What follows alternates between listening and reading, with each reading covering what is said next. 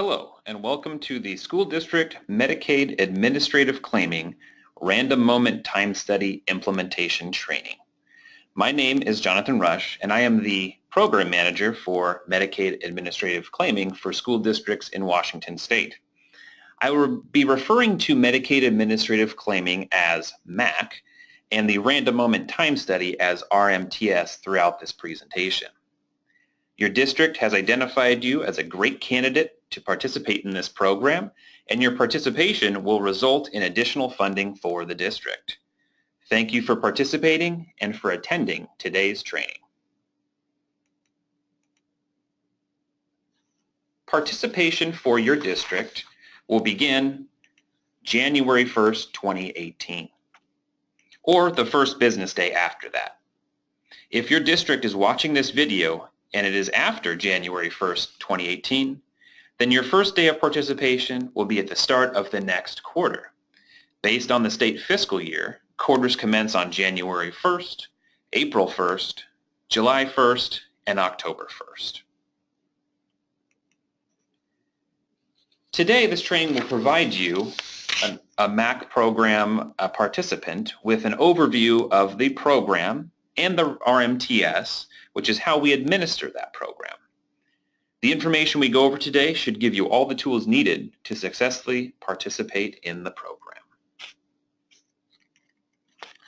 Some of the topics that we will discuss in today's training include: what is MAC, examples of MAC activities, a little extra background information on the MAC program, what is the RMTS, RMTS methodology, the program's compliance requirements, as well as some contact information should you have any questions. First, what is MAC? School District MAC provides school districts and educational service districts who participate with federal reimbursement for the expenses they incur in support of the state's Medicaid plan.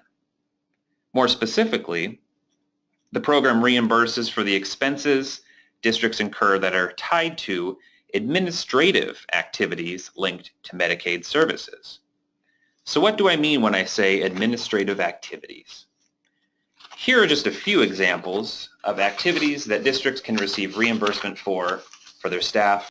For example, Washington Apple Health or Medicaid outreach or application assistance, arranging, coordinating, or referring students or their families to transportation, translation, interpretation, or healthcare services that are tied to Medicaid. Also, a school district that develops, plans, or creates programs that benefit Medicaid.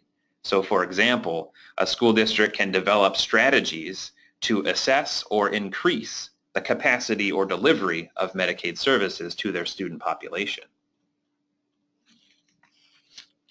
Now that you have a good idea of what the MAC program is, here's a little extra background information. So the Centers for Medicare and Medicaid Services, or CMS, is the federal agency that authorizes the MAC program in the state of Washington and nationwide. With CMS's full support, the Healthcare Authority is the Medicaid agency in Washington state that administers the MAC program, and we've developed a program management plan on how we deliver the MAC program, which CMS has reviewed and approved.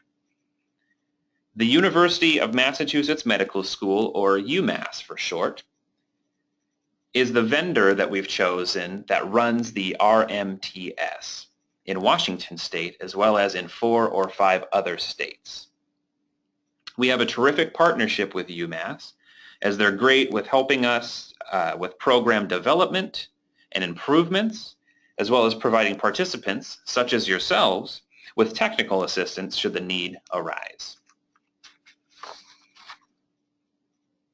A little bit more background information on why you and your district have been selected to participate in this program is because the activities that you receive reimbursement for are activities that you and other staff at your district are performing on a regular basis. Also, your district is already incurring the expenses for those activities, and so the federal government has identified this program as a way of reimbursing districts for support of Medicaid activities in each individual state. So what is the RMTS? First, the textbook definition is it's a statistically valid means of determining the amount of time school employees spend on MAC reimbursable activities versus non-reimbursable activities. How does the time study do this? So all MAC participants statewide, not just at the district level, but statewide, are split into one of three groups based on similar job descriptions. So group one is our administrative pool. So this is where your principals, your school administrators, your office clerical staff would fall into. Your second pool is your education pool. So this is where your elementary and secondary teachers would fall, as well as paraprofessionals and other specialty teachers. And pool three, or group three, is for the social and health care service workers. So these are your nurses, your health room assistants, your occupational and physical therapists, your speech language pathologists and audiologists, among others. So each group is then assigned almost 3,000 what we call moments, which are short little surveys. We'll get into a little bit more what moments are in a minute here. And so that means if each pool gets just a hair under 3,000 moments per quarter, then the state as a whole gets close to 9,000 moments distributed amongst all participants every 3 months. So what is a moment? As I stated before, it's like a survey, and it's a survey asking you what specific activity you were performing on a specific day and at a specific 1 minute of interval of time during that workday. A moment can represent both Medicaid and non-Medicaid moments. So for example, we want to capture if somebody is teaching their 8th grade math class, we want that captured in one of these moments, as well as if somebody was working with their local mental health provider in the area to refer a child for additional services. So regardless of whether the activity is Medicaid related or not, we want those responses captured in these moments or these surveys that we send out on a quarterly basis. These almost 9,000 moments that are generated on a quarterly basis are then reviewed, and they're used to calculate the quarterly claim that districts receive. And the results are not based on schools individually. And what I mean by that is if a school district receives, let's say, 10 moments in a quarter, and none of those moments are Medicaid reimbursable activities, you might think that that district would receive 0 reimbursement for that quarter. However, since the results are statewide, that means all of the reimbursable activities that are performed statewide are applied to each individual school district. So everybody benefits from each other's school district's activities that are performed, which is why it's critical that each school does their part to answer their moments truthfully so we can capture every single reimbursable activity and then apply that out statewide. All right, so more specifically what a moment is, it's a survey, and it's a survey that asks 4 different questions about a specific date and 1 minute interval of time during a participant's working day. So the first question starts off very broad, and it's what type of activity were you doing? As I stated, it's very broad, so it could be something such as an educational or instructional activity, a direct medical service, performing training or attending training. So very high level, very broad general activity. The second question is a little more specific, and it asks, what specifically were you doing? So for example, if I answered, I was doing an educational or instructional activity for question 1, question 2 might be, I was delivering subject matter on an educational subject to a class. That's more specific within that general broad level activity from question 1. Question 3, why were you performing this activity? So using the example I've used for questions 1 and 2, you might be performing that activity because it's part of your annual syllabus that was created or curriculum. It could be a job requirement. Or if you were performing one-on-one tutoring for a child, it could be to advance the educational skills and knowledge of a specific student. The last question, who were you primarily working with? So for example, this could be you were working alone, you were working with other school district staff, or you could have been working with a student or a group of students. So after you answer the 4 questions listed above, participants are then required to enter in a brief narrative which just sums up your activity and then provides any additional relevant information. Okay, when will you need to complete a moment? So as I stated before, moments are randomly distributed to participants every quarter. So there could be some quarters where you receive 0 moments. You could receive only 1 moment in a 3-month period, or you could receive multiple moments. Don't even be surprised if you receive multiple moments in the same day. That can occur, and they can come in quick succession. It's just the random nature of the time study itself. So just be aware of that. Moments on average take about 2 to 3 minutes to answer. I would say the first couple of moments that participants experience will probably take a little bit longer, just to familiarize themselves with the system a little bit and get the flow of how to answer a moment down. So it might take a few extra minutes those first couple of times, but once participants answer moments a handful of times, it will only take on average about 2 to 3 minutes to answer the moment. And we understand that participants are busy with their everyday tasks and activities, so we provide participants 5 working days to respond to these moments.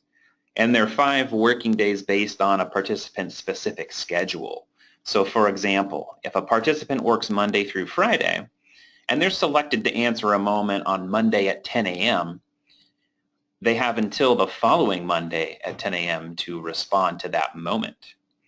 Now let's say a participant has a shorter work schedule. Let's say they only work Monday through Thursday. If they're selected to answer a moment on Monday at 10 a.m., they will then have until the following Tuesday at 10 a.m. to respond to that moment.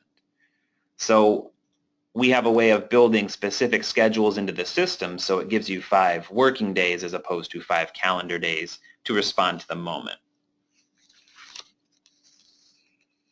All right, now that you have a fairly good idea of what the MAC program is and how it operates, I'd like to take you through like step-by-step process of what you as a participant can expect from getting your first welcome email to the system all the way to answering your first moment and then editing moment responses. So the first thing we will start with is you will receive a welcome email. It looks similar to this. If you are in the future a returning participant, it will be a welcome back email, but will contain the same information. Things to highlight in this email include link to the system where you can click right on that and log right in. It will contain your user ID as well as your initial temporary password. And then at the bottom of the email, you should have contact information should you require any technical assistance. So let's click on that link. When we do that, you should be brought to a login page that looks like this.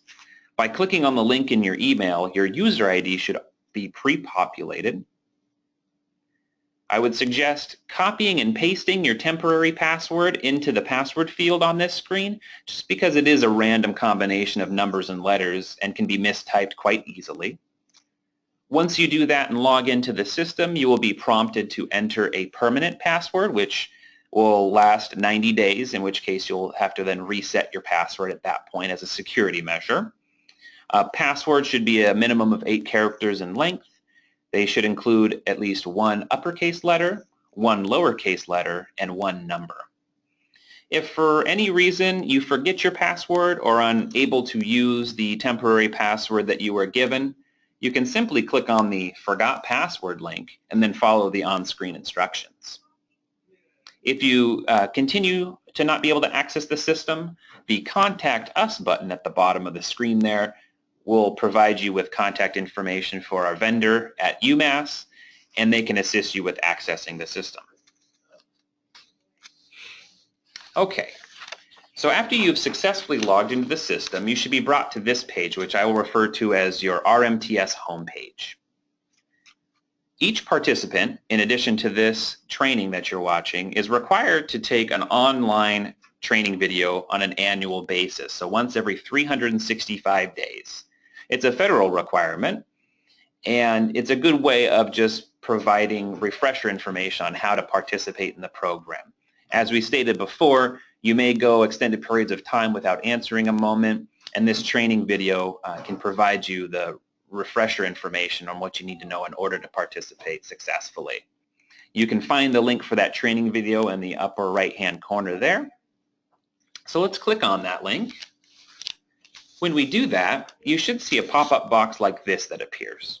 You will see the name of the training video, WA Schools RMTS Training. If you click on the hyperlink for the training video, you should get a media player similar to this that pops up.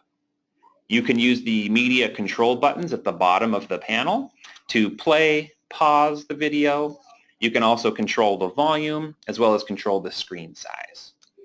The video is about 15 minutes in length, and so when you're done watching the video, you should see a box similar to this that appears at the bottom of the video player. It has two different radio options stating that I have not yet completed the video, and another one that says I certify I have completed the video.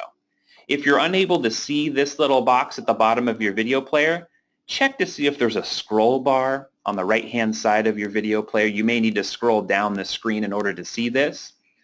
I highlight this feature because in order for the system to recognize that you've taken this video, you need to click on the Certify button as well as click on Submit. If you do not do this prior to answering your first moment, the system will ask that you watch the video again. Okay, so you've logged into the system and you've watched the training video. Now what? Now just go about your everyday work. You'll be notified via an email that looks similar to this when you've been selected to answer a moment. Some of the pieces of information to highlight in this email include the date and time that your moment occurs, a reminder that you have 5 working days to respond to the moment, the date and time that your moment will expire, a link to the system so you can log right in and answer your moment, as well as contact information at the bottom should you require any technical assistance. All right, so we've clicked on the link after we've been selected to answer a moment. We're at our RMTS homepage, and you should see this top tab says Answer a Moment. This will have a comprehensive list of any moments that require your response. You'll notice the date and time that the moment or moments, if there's multiple, occur. You will also see the date and time that your moment will expire. On the right-hand side of the screen, you'll notice some reminder information, including at the top there that you have 5 working days to respond to your moment, as well as the bottom portion of that reminder information is contact information should you require any technical assistance. One thing I'd like to highlight on this screen is when answering a moment, especially if answering a moment a day or two after it occurs, really pay attention to the date and time that the moment occurs. Participants sometimes will log into the system a day or two later, and they will be answering the moment based on the activity they were performing that day rather than when the moment actually occurred. So just really pay close attention. So for example, this moment on the screen here says Tuesday, March 7th, 2017 at 2:54 p.m. What activity was I performing at that time? So if we click on the moment, we will be brought to a screen that looks like this. You'll see the date and time that your moment occurs at the top, as well as that you're on question 1 of 4. And if you recall, question 1 of 4 is what type of activity were you doing? The system is designed to contain what we like to call predefined options, like the list you see on your screen here. These predefined options have been gathered based on common activities that all levels of school district staff perform on a regular basis. We want participants to read through all of the predefined options and select the one that best suits the activity they were performing at the specific date and time. So for the example up on the screen, we've selected application assistance or outreach activities, including related paperwork and travel. When you've read through all of the predefined options and found the one that best suits the activity you were performing, select that option and then click Next when finished. Now we've jumped to question 2 of 4. What specifically were you doing? As I stated before, we would like participants to select one of the predefined options listed on the screen. However, you'll notice at the very bottom there is an option that says, if none of the above responses accurately describes what activity you were doing, please type your answer in below. This will populate a text box, as you can see on the screen, that will allow you to manually type in a response. Please use this option only as a last resort if you're unable to find an accurate description of your activity from the predefined responses above. So for this example, I've entered in traveling to students' home to provide application materials for our tutoring program. If you're continually going through and answering moments and not finding an appropriate predefined response for your activities, check with your coordinator and they can either point you in the right direction, they can refer to the healthcare authority and we can point you in the right direction, or perhaps there's not a satisfactory option listed in the system. We're always using customer feedback to continually improve the system, and we can enhance the system in future quarters to account for activities that staff are performing on a regular basis that are not already captured in the system. If at any time you realize you maybe made a mistake during the answering a question process, you can click on the previous button at the bottom of the screen, which will go back 1 question. Or if you're most of the way through answering the moment and you realize you were answering for the wrong moment, you can click on the Start Over button. It will erase all of your previous answers and you can start with question 1 again. All right, now we've skipped to question 4, which is who were you primarily working with? In this specific situation, we've selected student or students. I'd like to take this opportunity to highlight the information on the right side of this screen. You'll notice it's a comprehensive list of all of the questions as well as your responses for the questions. You can use this opportunity to review the answers you've selected to ensure that you're on the right path. And as stated before, if you've noticed that you've incorrectly answered 1 or more questions, you can use either the previous or Start Over buttons to resubmit your answers. Okay, we've answered all 4 questions, and now, as I stated before, a narrative is required. You can see from the example up on the screen here, my narrative states, I drove to student JR's home to provide them with application materials for our tutoring program. Please note, we do not want to use student names, social security numbers, or ID numbers in the narrative. The reason for this is that your responses to both the narrative and any manually typed in answers from questions 1 through 4 are open to public disclosure and are also bound by HIPAA and FERPA rules. You can, however, use student initials like I did in the example above. And just to highlight again, the narrative is used to briefly sum up the activity you were performing, as well as it's an opportunity to provide additional relevant details that maybe you weren't able to capture by selecting some of the predefined options from the previous 4 questions. Here's a few more examples of good narratives that you could leave in the system. So referring initials ES and his family to online resources to apply for Medicaid benefits. Providing general supervision of students at lunch. Giving required immunizations to a student. Scheduling transportation for an educational program or activity. Attending an in-service training regarding school emergency protocols. Once we've answered the 4 questions and submitted a narrative, you'll be brought to a Review Your Answers page that looks like this. This opportunity can be used to once again review the answers you've selected. You can use the previous or start over buttons to go back and modify your answers.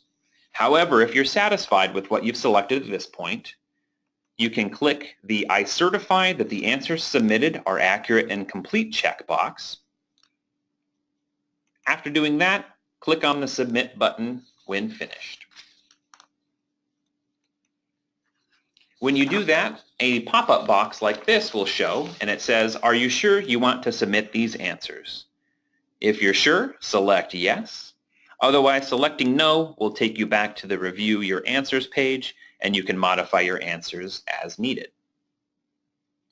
After clicking on Yes, you should be brought to the moment confirmation page, which looks like this. You should see a moment confirmation number at the top.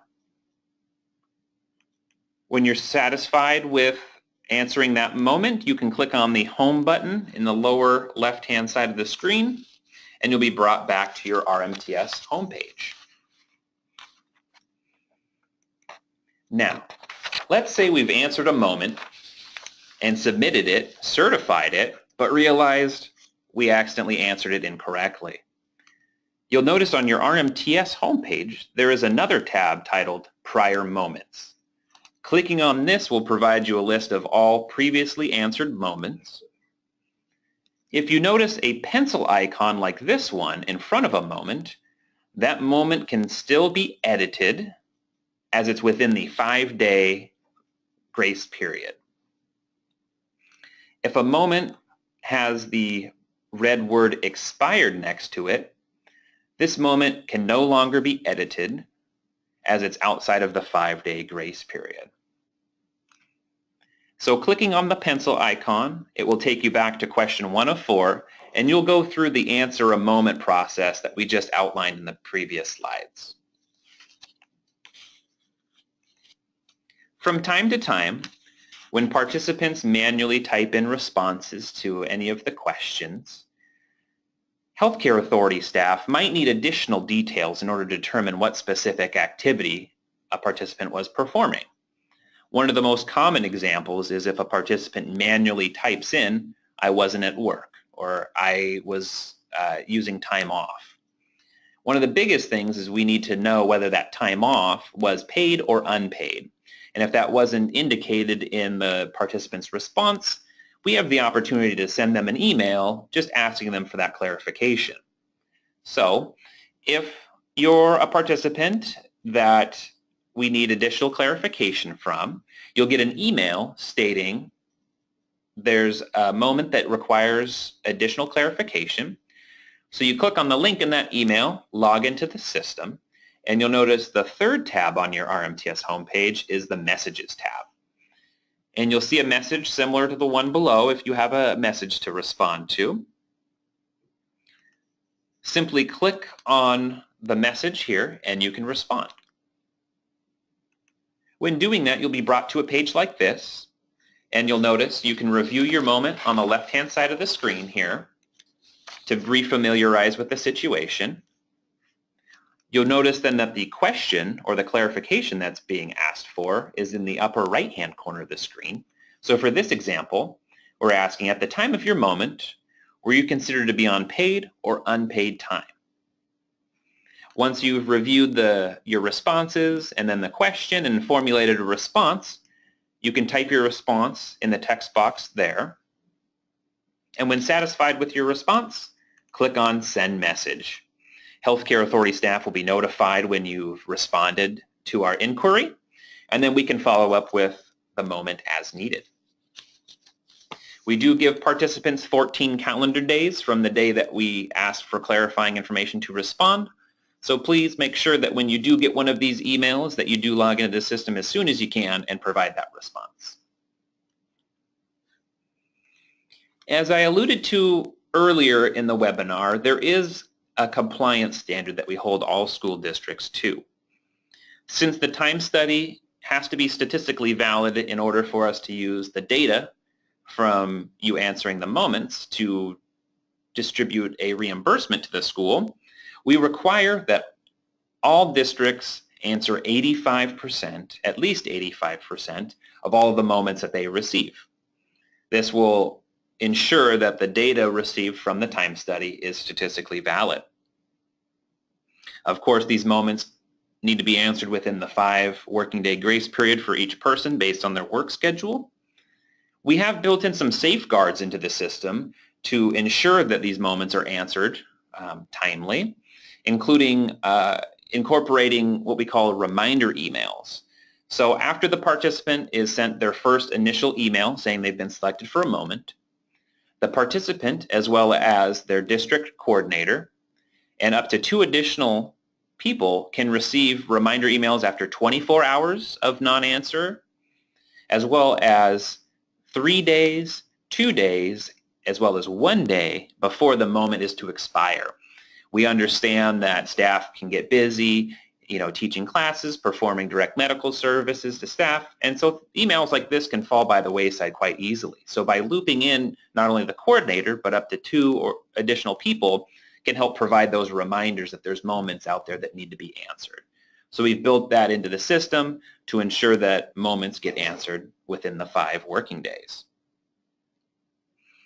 If you know that you're going to be on an extended absence, regardless of the reason, so vacation, maternity, paternity leave, medical leave, etc., or if you're leaving the district for a different job or retiring, please work with your MAC coordinator, as they have a way of entering that information into the system, and any moments that you incur during that extended absence can be omitted from the system and then not count against the district for going unanswered. We wouldn't expect somebody on maternity leave to answer moments that they received while they're out of the office. So we've put in a change of status safeguard so that moments occurring during that time are, as I stated before, omitted from the system. And when I say an extended absence, that has to be for 5 or more consecutive days. So please work closely with your coordinator. If you don't know who your coordinator is, please reach out to us. We can inform you. And then full disclosure, if a school district does not meet 85% compliance for multiple consecutive quarters, it could result in reduced reimbursement amounts or elimination of reimbursement altogether. So we just want to ensure that everybody's answering their moments timely and that we're not below that 85% requirement so the district can receive the reimbursement that it is due. As I stated before, there are moment reminder emails that go out, and they would look something like this, highlighting some of the important information, including the date and time that the moment occurs, a direct link into the system, as well as contact information should you require any technical assistance. And that concludes your participant implementation training for the School District MAC RMTS program. On this screen, you can see my contact information in the upper left-hand corner, as well as contact information for the 3 other MAC program specialists who work with school districts at the Healthcare Authority. In the lower right-hand corner, you'll notice contact information for our vendor, UMass. You'll notice in addition to an email that they have a toll-free call line, which is open from 7:30 a.m. to 7:30 p.m. Eastern Standard Time. So for those of us on the West Coast, that's 4:30 a.m. to 4:30 p.m. Pacific Standard Time. You can see a link at the very bottom of this page, which is a link to our program website. This website contains information as well as helpful resources regarding the program. Should you have any questions about the materials we've gone over in today's presentation, feel free to contact me directly or provide your coordinator with the questions. They can then provide that to me and I will provide responses back to those questions.